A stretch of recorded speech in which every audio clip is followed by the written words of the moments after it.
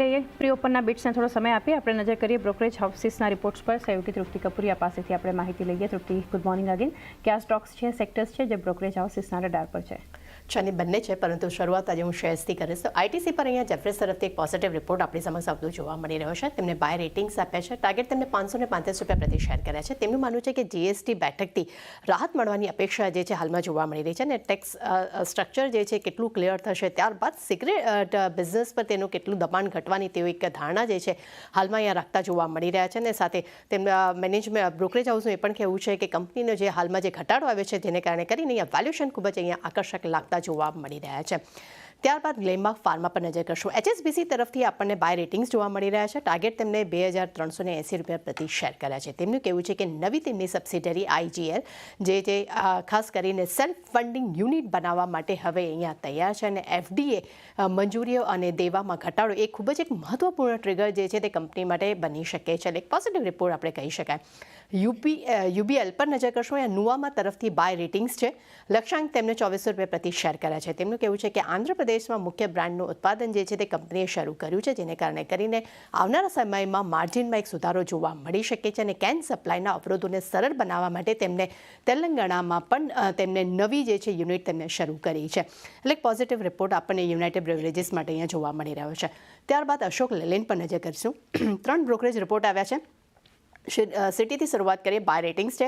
Target ₹140 પ્રતિ share કર્યા છે. તેમનું માનવું છે કે બેટર ડેવલપમેન્ટ અને મેન્યુફેક્ચરિંગમાં રોકાણ કરવાની યોજના કંપની બનાવી રહી છે, અને આગામી 2 થી 3 વર્ષમાં 300 થી 600 કરોડનું રોકાણ જે છે તે કંપની કરી શકે છે તેવી તેઓ અપેક્ષા રાખી રહ્યા છે. સાથે બેટરી માટે 7 થી 10 વર્ષમાં 5,000 કરોડનું રોકાણ જે છે તે કંપની કરી શકે છે.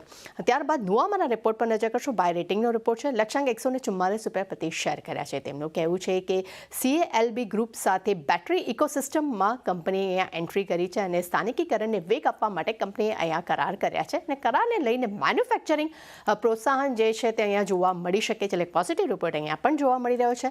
મોર્ગન સ્ટેનલી તરફથી અશોક લેલેન્ડ માટે ઓવરવેટ રેટિંગનો રિપોર્ટ છે. લક્ષ્યાંક ₹144 પ્રતિ શેર કર્યા છે. તેમનું કહેવું છે કે FY26 અને 28માં ખાસ કરીને સ્ટેજ 1માં મોડ્યુલ પેક અને building COE around better manufacturing પર કંપની જે છે અત્યારે ફોકસ આપતી જોવા મળી રહી છે. ખાસ કરીને પેક ઇન્વેસ્ટમેન્ટ્સમાં 4 થી 5 વર્ષના પે બેક સમયગાળો પણ અહીંયા જોવા મળી શકે છે. પરંતુ સામે સ્ટેજ 2ની અગર જો વાત કરશું, ત્યાં કંપની જે છે તે બેટરી સેલ્સ મેન્યુફેક્ચરિંગ તરફ વધુ એક ફોકસ આપતી જોવા મળી શકે છે. ત્યારબાદ મહિન્દ્રા ફાઇનાન્સ પર નજર કરીએ.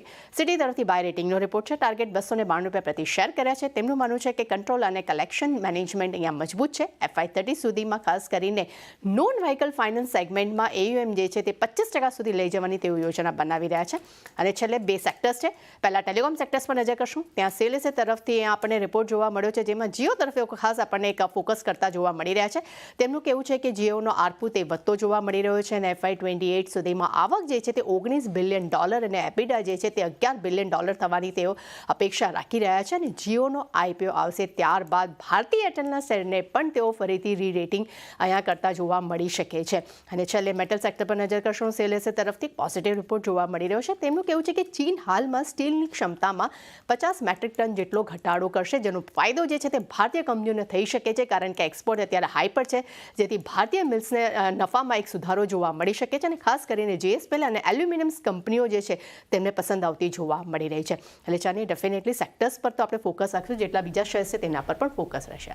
જી, તૃપ્તિ, આભાર આપનો આ સ્ટોક્સ અને સેક્ટર્સ પર માહિતી માટે. બોનાન્ઝા